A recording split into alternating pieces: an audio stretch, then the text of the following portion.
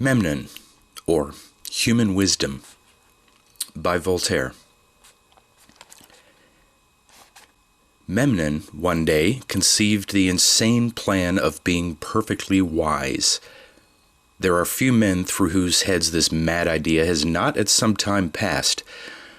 Memnon said to himself, "In order to be very wise and consequently very happy, one has only to be without passions. And nothing is easier, as everyone knows. In the first place, I will never love a woman, for when I see a perfect beauty, I will say to myself, 'Those cheeks will grow wrinkled one day. Those beautiful eyes will be rimmed with red. That round bosom will become flat and dangling. That beautiful head will become bald. Now all I have to do is to see her at present with the same eyes as I will then, and assuredly that head of hers will not turn mine. In the second place, I will always be sober.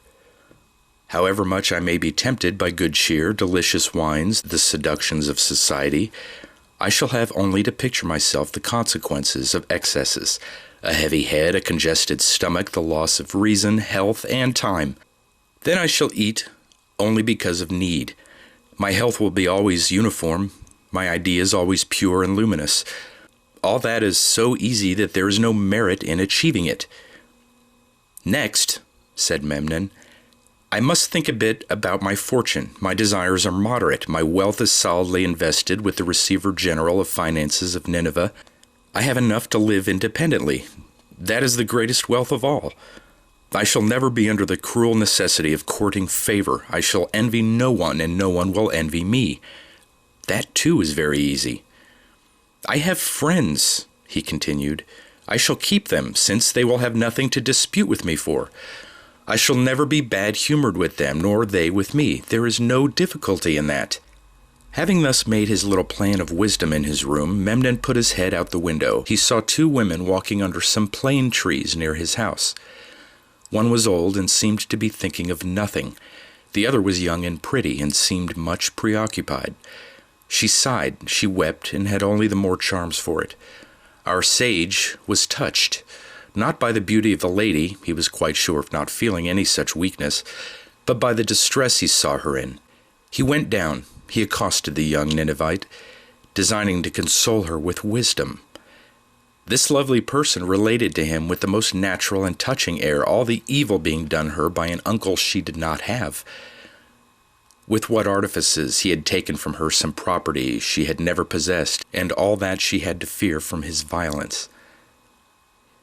"You seem to me a man of such good counsel," she said to him, "that if you were to condescend to come all the way to my house and examine my affairs, I am sure you would pull me out of the cruel embarrassment I am in."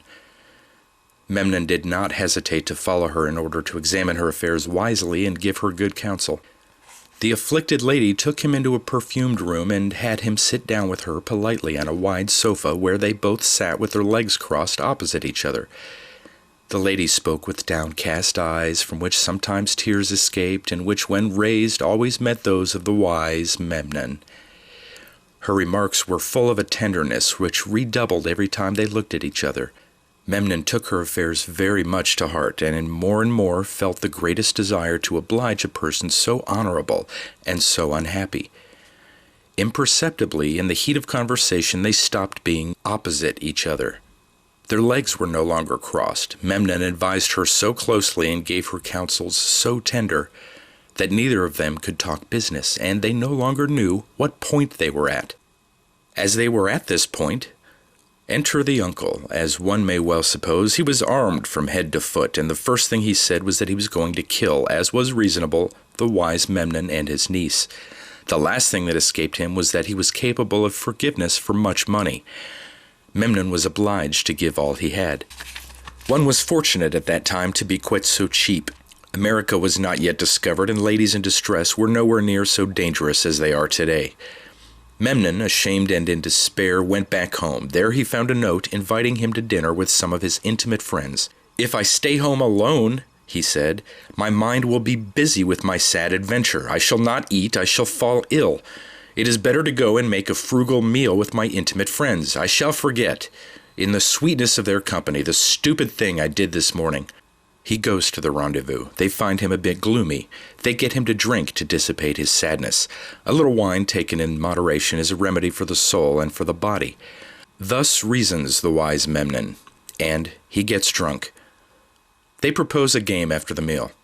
A well-ordered game with friends is a respectable pastime. He plays. They win all he has in his purse and 4 times as much on his word. A dispute arises over the game. It grows heated. One of his intimate friends throws a dice box at his head and puts out one of his eyes.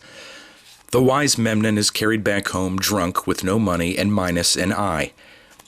He sleeps off the wine a bit, and as soon as his head is clear, he sends his valet to the Receiver General of Finances of Nineveh to get some money to pay off his intimate friends. They tell him that morning his debtor managed a fraudulent bankruptcy which places 100 families in dire alarm. Memnon, out of patience, goes to court with a plaster over his eye and a petition in his hand to ask the king for justice against the bankrupt. He meets in a drawing room several ladies who were all nonchalantly wearing hoops 24 feet in circumference. One of them, who knew him slightly, said, looking at him sidewise, "Oh, what a horrible man!" Another, who knew him better, said to him, "Good evening, Monsieur Memnon. Really, Monsieur Memnon, I am very glad to see you. By the way, Monsieur Memnon, why did you lose an eye?" And she passed on without waiting for an answer. Memnon hid in a corner and waited for the moment when he could cast himself at the feet of the monarch. This moment arrived. He kissed the ground 3 times and presented his petition. His gracious majesty received him very favorably and gave the memorandum to one of his satraps to report to him on. The satrap draws Memnon aside and says to him with a lofty air and a bitter sneer, "You impress me as a one-eyed joker to address yourself to the king rather than to me, and even more of a joker to dare to ask justice against an honest bankrupt whom I honor with my protection and who is the nephew of a chambermaid of my mistress. Abandon this affair, my friend, if you want to keep the eye you have left." Memnon, having thus in the morning renounced women, excesses at table, gaming, all quarreling, and above all the court, had before night been duped and robbed by a beautiful lady, got drunk, gambled, had a quarrel, had an eye put out, and been to court where they had laughed at him. Petrified with astonishment and stricken with grief, he goes back home with death in his heart. He wants to go in. He finds bailiffs stripping his house of furniture on behalf of his creditors. He remains under a plane tree, almost unconscious. There he meets the beautiful lady of that morning, who was walking with her dear uncle and who burst out laughing on seeing Memnon with his plaster. Night came. Memnon lay down on some straw near the walls of his house. A fever seized him. In the fit he fell asleep, and a celestial spirit appeared to him in a dream. He was all resplendent with light. He had 6 wings, but neither feet nor head nor tail, and he bore no resemblance to anything. "Who are you?" Memnon said to him. "Your good genie," the other answered. "Then give me back my eye, my health, my wealth, my wisdom," said Memnon. Then he told him how he had lost all that in 1 day. "Those are adventures that never happen to us in the world we inhabit," said the spirit. "And what world do you inhabit?" said the afflicted man. "My country," he replied, "is 500 million leagues from the sun in a little star near Sirius, which you can see from here." "What a fine country," said Memnon. "What? Where you come from you have no rascally women who dupe a poor fellow, no intimate friends who win his money from him and put one of his eyes out, no bankrupts, no satraps who laugh at you while refusing you justice?" "No," said the inhabitant of the star. "None of all that. We are never duped by women because we have none. We never commit excesses at table because we do not eat. We have no bankrupts because with us there is neither silver nor gold. No one can put out our eyes because we do not have bodies fashioned like yours. And satraps never do us injustice because in our little star everyone is equal." Memnon said to him then, "My lord, without women and dining, how do you spend your time?"